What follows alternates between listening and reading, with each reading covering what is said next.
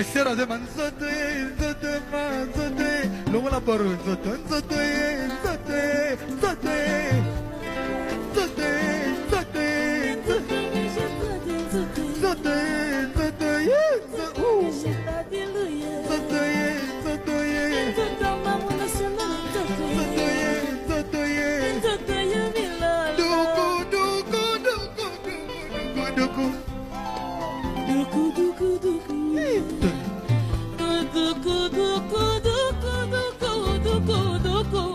Motema duku motema valie motema vali duku enzote mama enzote Mais j'ai trata comme ngebu Maboko makati bona mais j'ai 30 Dosez s'il vous plaît, dosez Mama Chala Mwana abimisi album na mais j'ai pas aimé dans kati. Donc vous sommes album wana. Allez. Chérie Ranga, chérie Nazako senga yo kakae. Nakoki kolobela yo bela. Nakoki peko sarabi sana sala. Chérie Nanga nako senga yo kakae. Après nakolobela yo disisue.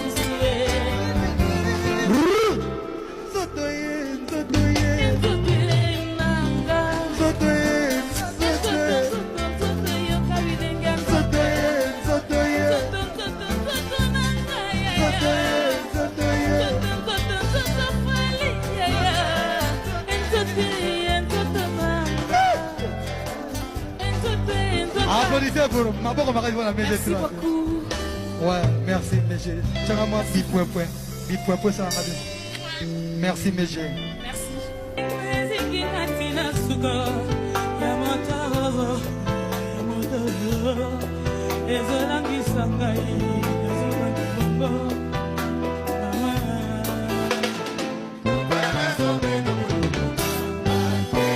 Applaudissez pour Fali Poupa.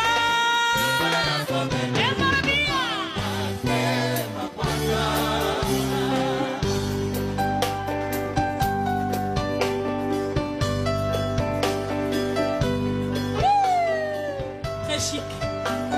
Merci d'être là ce soir.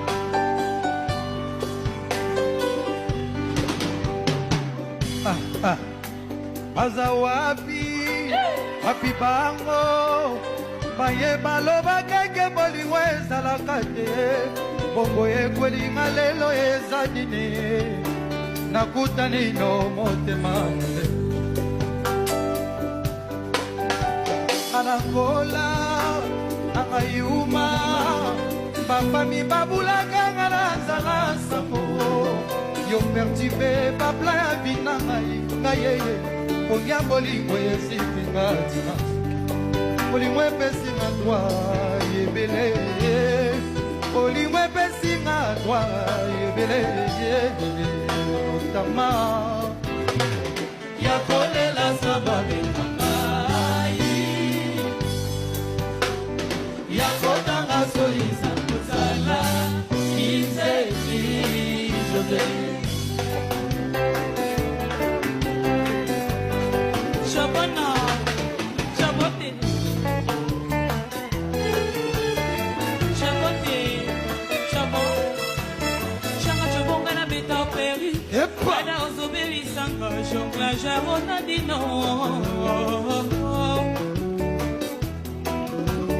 Collé, plaqué, serré, vexé dans l'amour et dans la cage jamais. Encore l'amour, il en faut toujours. Yo belisira malade na lulaka, ma mese baye ebele, na zonisi bango, na boko bika. Yepa. Misi sanange kama bakini bayebele yo na kopanda ya pamba solajenga orelaxe ngai o apaiser douleur na ngai. C'est pas possible. Nikembe ozobetelanga Pas possible. Dosez. Faites du bruit pour mes G30 s'il vous plaît. Small bruit pour el protagonista, el pibe de oro, s'il vous plaît. Merci. C'est pas possible. Ikembe ozobetelanga, c'est pas possible. Ezobelisanga outre mesure.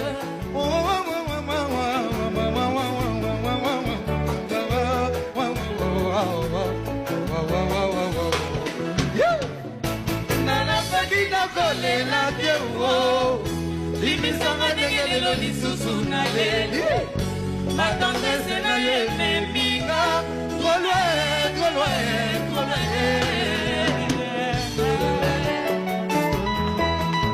Souci, yé comme une sourire. Ma sanglot, et saliba éclat de joie pour Boligoyo. Et Kumbinga na mono ekodi. Nano na repade. Mama ye, mama ye, mama ye, mama ye, mama ye. Mama yo, mama ye, mama ye, mama ye, mama ye. Mitoto ebungisa, nigiza kozala, utalokenda na bomwana pezonga. Nabo soki oleki mibali babimi. Mama tutu. Soki otelemi bashaba de batalemi. Mama tutu. Magoma godemi kapel, peson, ama proxier. Fideli Moussadi. Fideli na Moussadi. Yepwa.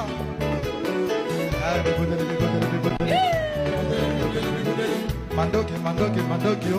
Mandoki, mandoki, mandoki. Biloko yo bikolia bato. Biloko yo bikolia bato. Biloko yo bato ba préféra kolia. Biloko yo balia préféra kolia. Souvent en raison mon pawe. Midoki, midoki, midoki. Midoki, midoki, midoki. Midoki, midoki, midoki. Midoki, midoki, midoki. Everybody, everybody, everybody. Midoki, mandoki, mapu. Midoki, midoki, midoki. Biloko yo bato ba préféra. Biloko yo bato ba préféra kolia kasuba. Na fungoli monoko na keno luka pe maye. Isengo zote yanga entre la vie ou la mort.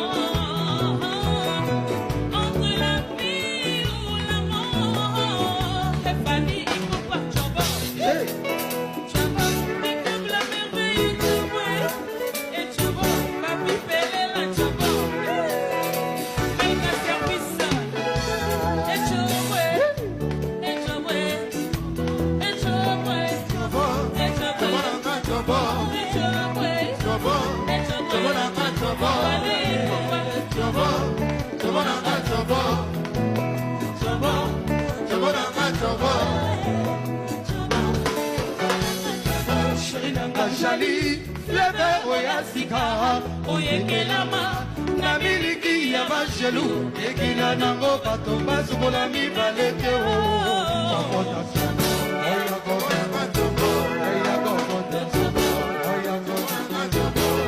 Choboya bale, choboya bale, choboya bale, choboya, choboye, choboye, chobono, chobono, choboye,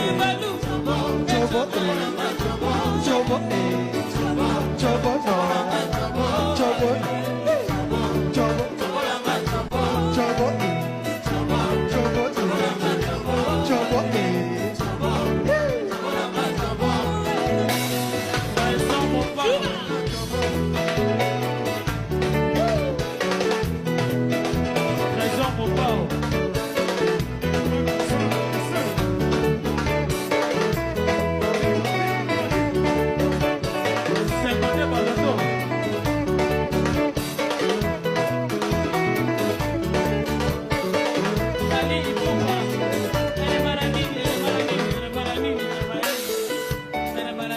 Je suis l'artiste qu'on appelle Fali Ipupa Handicap, la merveille, el maravilloso, el maravilla, el pibe de oro, el pichichi, el lindo del mundo, el magnifico, el fenómeno, el fantástico, el excelentissimo, el famosissimo, el protagonista, l'intocabile.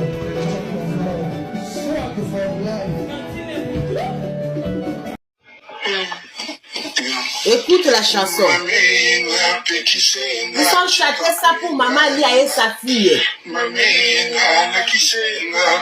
Donc, Kofi et Cindy, ils ont chanté une chanson pour Maman Lia.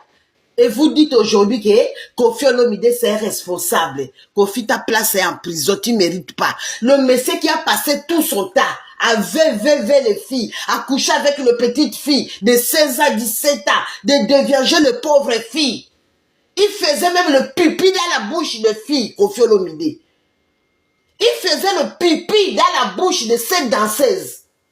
Et aujourd'hui, vous venez sur le monsieur qui est très jaloux, que quelqu'un le dépasse. Il ne veut pas. Le maître, l'élève a dépassé le maître.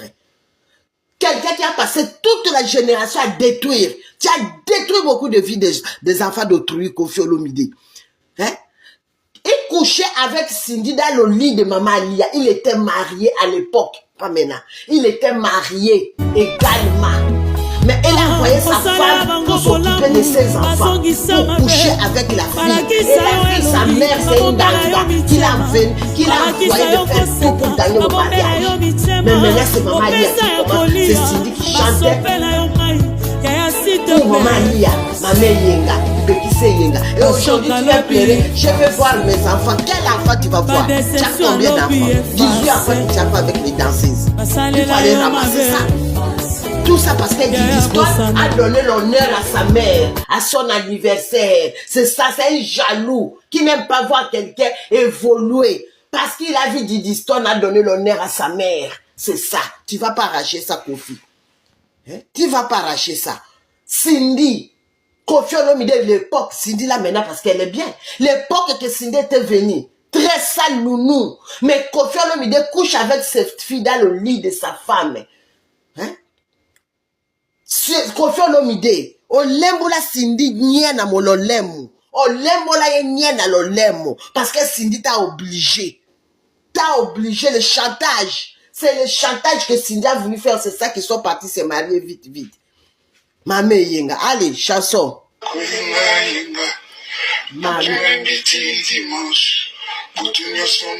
Mamé Yenga Salia. Et Yenga c'est Didi.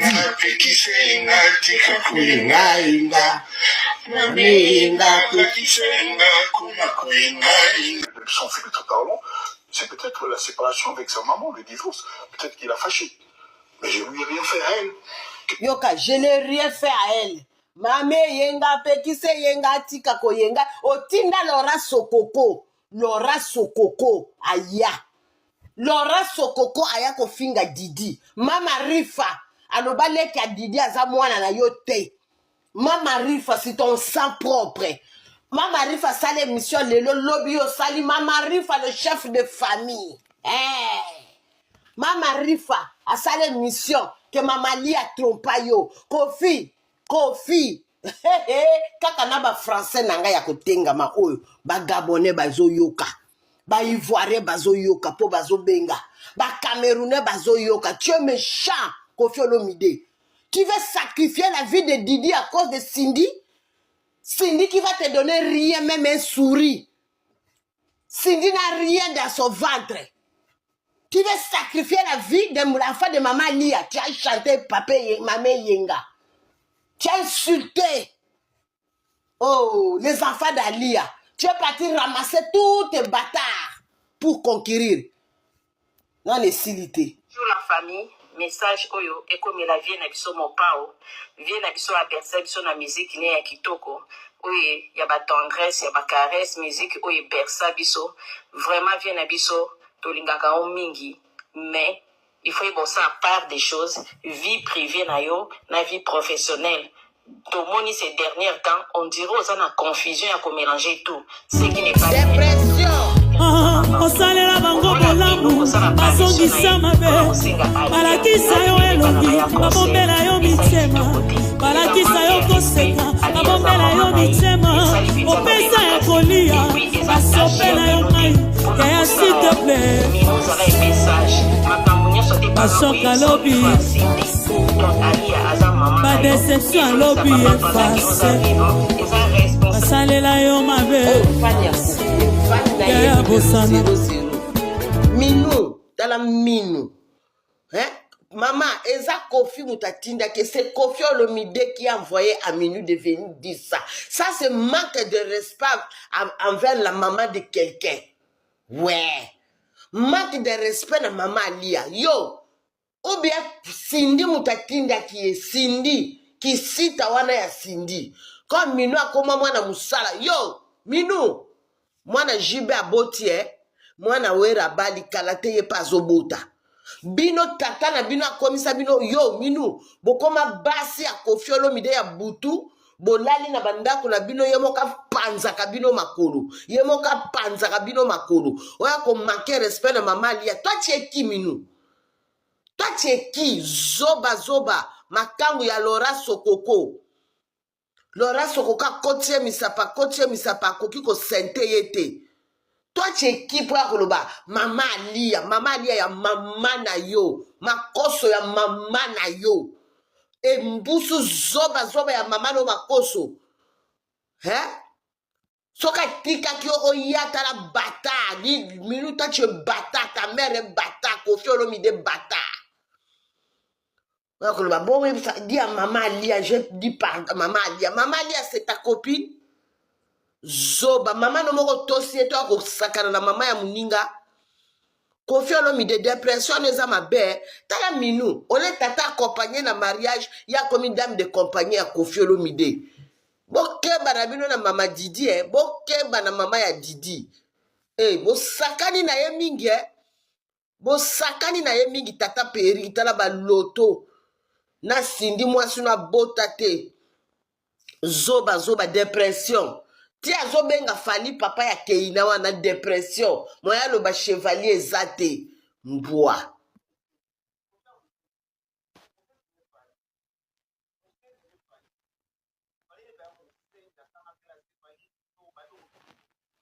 Bonjour, peuple congolais, bonjour. Na Kofi, na Fali, qui est vraiment mon Moussendi numéro 00, c'est Kofi Olomide. Mon frère, Kofi Olomide est parti coucher avec la nounou.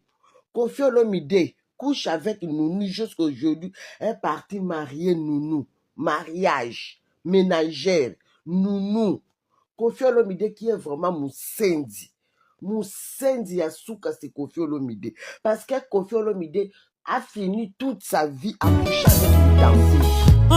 Osalela bango bolamu bazongisa mabe balakisa yo elongi babombela yo mitema balakisa yo koseka babombela yo mitema opesa ya kolia basopela yo mai yaya s'il te plaît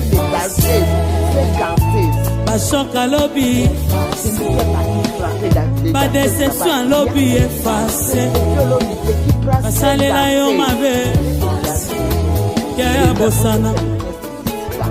Kofi Olomide prend ses danseuses pour la soucer là où il fait caca.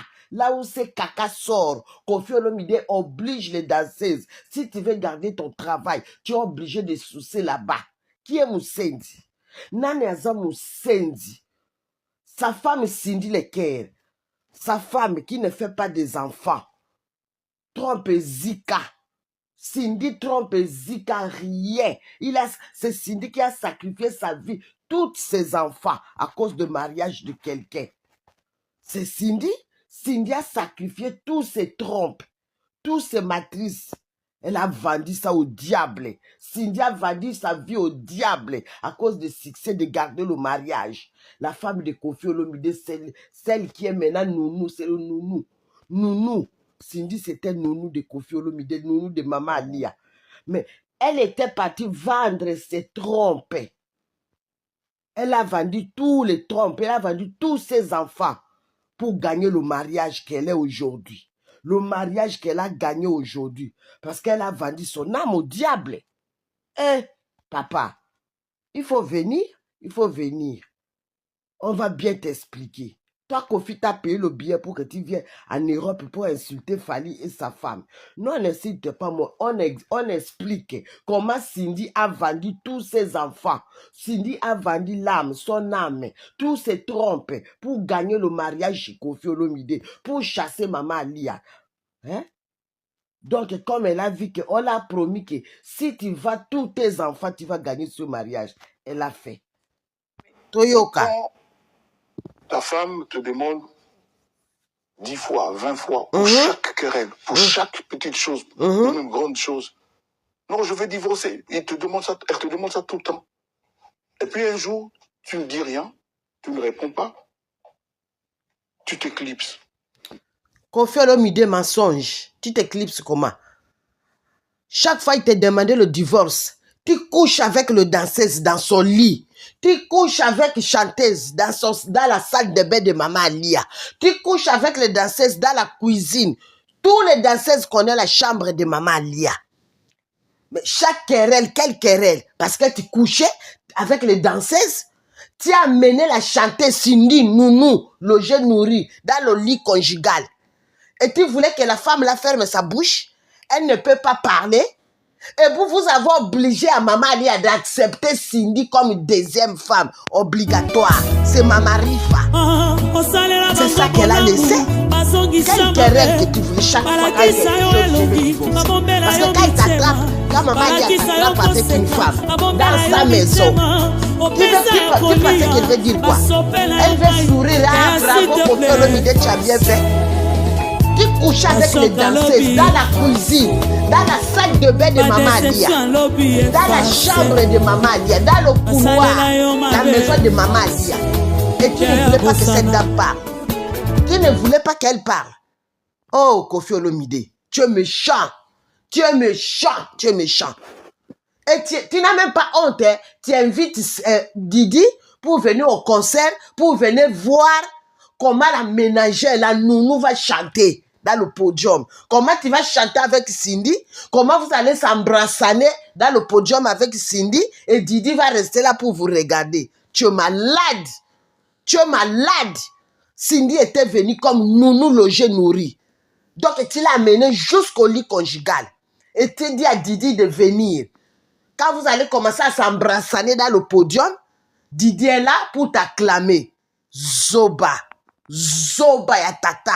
Zoba. Kizengi ya makasi. Zoba. Embusu. Ebouele. Ya tata. Je n'ai jamais fait du mal à Didi.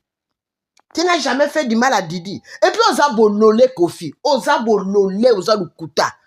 Ma mère yenga petit c'est yenga. Yo sokoko. Didi Stone a fait une émission. Alors, lui, laissez le temps. On n'a qu'une seule paire. On n'a pas deux. Mais nanda kuno sokoko avant nanda kuno zo répondre Didi une émission à Salaki. Wana mabo Salaki Didi te. Wana za mabete. Mama Rifa. Alobi mama Lia trompa yo. Na camarade nonda bota mwana ya suka. Mwana na suka aleki a Didi te. Oza psychopathe. Koffi Olomide oza na dépression. Koffi Olomide va se soigner. Va te soigner. Parce que na moni makabozo le bondiro. Toujours raison. Flatteur. Toujours raison. Gims habite à pays. Embusu. Nyonso wana po azuite. En français, quand il va comment il tata mufolo ndoki. Ndoki yeyo. Comment le chanteur congolais? Gims asalani na kisasa. Asalani na kisasa loko ya Gims asalani na kisasa. Tolinga te. Gims atambola na passe. Soni po ba pesi yo to komo luka bato akopesa. Po ba lu ba pesi bango fanjo. Soni Chibaou ekangio liboso. Chibaou ekangio na mukila Koffi. Ozuite. Oh. C'est peut-être légitime, je ne sais pas. Mais encore une fois, on a osalela bango bolamu bazongisa mabe balakisa yo elongi babombela yo mitema balakisa yo koseka babombela yo mitema opesa ya kolia basopela yo mai keya siteple bashoka lobi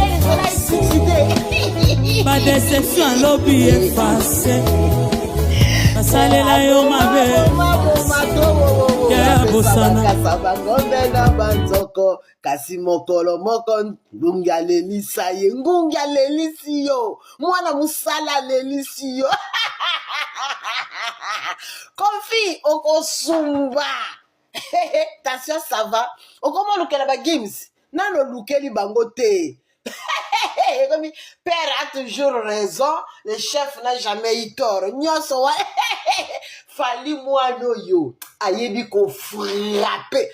Moi bi c'était un zembe bimi sika lelo le 10. Lelo le 10 dit laisse-nous amuser. Laisse-nous avancer. Hey! Les warriors, ma femme moko bazaka lengi. Les warriors, ma femme moko bazaka l'échec té. Les warriors, ma femme moko batambola mutuli kolo. Les warriors, ma femme moko bazalaka non la ke, bazalaka la tête. Tata mukola bimi. Depuis décoration, il fallait batamaki, akangi, nyongi, moteme lingite, abimi.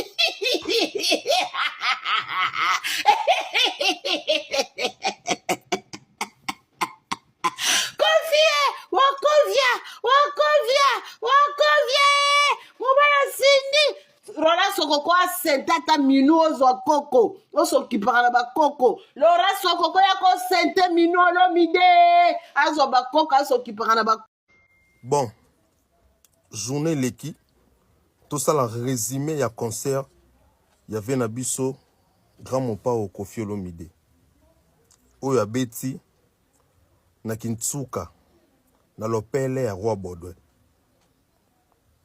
Mbala banda na botama mbala liboso na mona configuration boy na stade. Na omituna Koffi Olomide asali nini pour convaincre bato wana bakateli mwanda mbo bakateli wala. Mais ça c'est pas grave, tout l'obéla événement. Étant congolais, étant mon pandisango, j'ai eu pitié. Na okeli vie mawa. Likolo okeli mawa ezaka na okina soni. Cette fois-ci, c'est le Congo qui perd. Parce que les Lokofi, quand Nabiso ba Congolais, je viens d'être avec des Camerounais, des Ivoiriens, Bazo Seka Kofi. Bazo Sekae, pour n'empia Kawasali. Bango tout, même discours. Quand Ninga na loba na vie, viens à Peki Sakio. Viens à Peki Sakio. Vaut mieux ça la waze kwa na Congo ni vina so waze kwa sala mpia kani na Congo na martyr. Vaut mieux yango ke yako sala ngo na mboka mpaya na pekisa kiyo. Bozwaka biso lokwa bapandisa ngo bo considérer pe ermo ba conseil na biso. Boti kozwa biso kana ba image obozula biso o ataso toloba na bino mama bie boyo karate. Nyonso wana kaka kolinga kaka kolanda kaka mutu kolanda kaka batu kolanda kaka Koffi Olomide na ebisaki ozana eloko ya koprouver te osala déjà carrière no déjà les cas oza légende batu balinga yo. Je t'avais bien dit que non salangwata na Zénith salangwata na Olympia salangwata na Bataclan salangwata na Maribel ou carrément zongela ING na configuration na 6000 places aux Ouaka la fois passée sopé à 5000. Tant mieux au salon on a place à bongo batubaya ebele et les bien qui na place ya boé likolo rolanda ka batu likolo malanda ngombe likolo yako. C'est parce que tu ne dors pas, c'est parce que tu vois que y a un artiste congolais ou autobeta double stade de France Fali Poupa. Toi, tu veux aussi balobela yo que pour beta stade. Ce que stade dans un Sony boy. Koffi Okisibiso Sony Koffi. Koffi Okisibiso Sony, c'est le Congo qui perd. Oyo Kisibiso Sony, ba effort o baninga basali ya ko tombo la musique na niveau à France, yo kitisiango. Tout ça parce que tu ne dors pas pour montrer que l'aigle a bêti stade de France. Tala sikoy oloko ke osa na Belgique. Batu bazo seka. Muto aya koti na stade mais azo seka. Yo na podium mais batu bazo seka. Yo na podium mais batu bazo seka. Quelle honte Quelle honte. Fallo respecter ata ba fan na yo. Tala siko bakoko wana o balingaka yo na ba monda mo bato balingaka yo na ebite siko ba koloba nini. Soni. Ah Nzambe.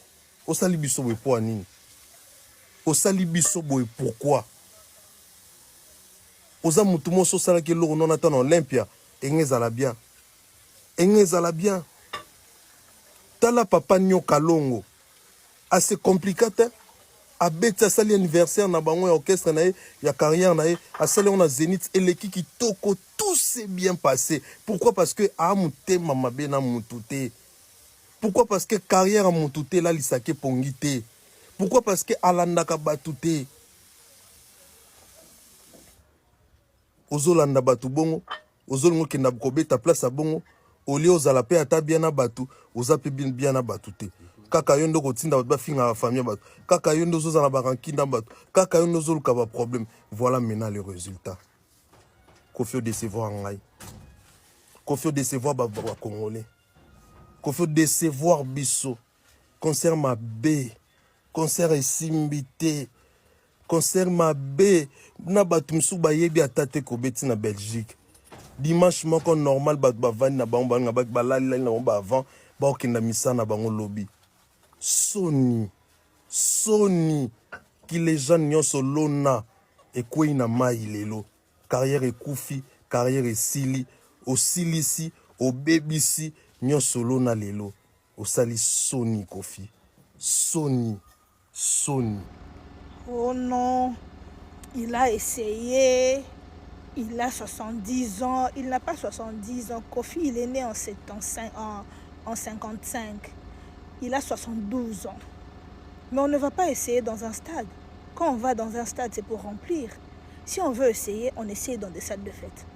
Quand on va dans un stade, c'est pour faire les pleins, c'est pour rassembler 80 000 personnes ou 20 000 ou 30 000.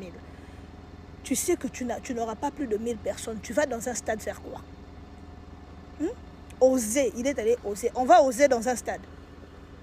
Qui vous a dit qu'on ose dans un stade? Toi, tu vas louer un stade pour aller oser. Tu vas louer un stade pour aller essayer. Quand on veut faire, on fait un projet, on regarde on fait les hypothèses, on monte un scénario. C'est qui l'acteur principal? C'est Koffi Olomide. L'acteur principal, c'est Cindy Lecœur. Et qu'est-ce qui va s'en suivre? On fait un concert pour avoir des bénéfices. La musique, ça reste du business. On fait un concert pour gagner. On ne fait pas un concert pour les matalana parce que, comme Fali a fait, moi aussi je veux faire. Vous voyez que le guide est guidé actuellement. Fali a acheté une Rolls. Il achète la Rolls, il dit que c'est Cindy qui l'a offert. C'est une des yeux. Quand des yeux. Asalam, ça n'est pas son bien, mon Rolls. Fali fait le Stade de France. Tu veux faire ton stade vide, à 99% vide. Le guide est guidé. L'ex-guide de la musique congolaise est actuellement guidé par celui qu'on appelle Fali Ipupa. C'est un suiveur, il devient un suiveur. Alors, nous avons mis une date, Kofi. Nous allons faire encore le double ING. Oui, donc tu peux mettre le triple si tu veux. À condition que tu aies des gens pour venir te soutenir. Parce que même gratuitement, les gens ne veulent pas venir. Quand on vous dit qu'un artiste, c'est son image actuellement, vous ne voulez pas. Un papa qui donne de l'argent aux influenceuses pour insulter sa fille qui est Didi. Et quand il veut faire un concert, il prend le nom de Didi Stone, il met en valeur pour que les gens aient pitié de lui. Il veut se victimiser pour que les gens viennent. Et les gens pour dire que Didi est une mauvaise personne et tout. On connaît l'acteur et son jeu.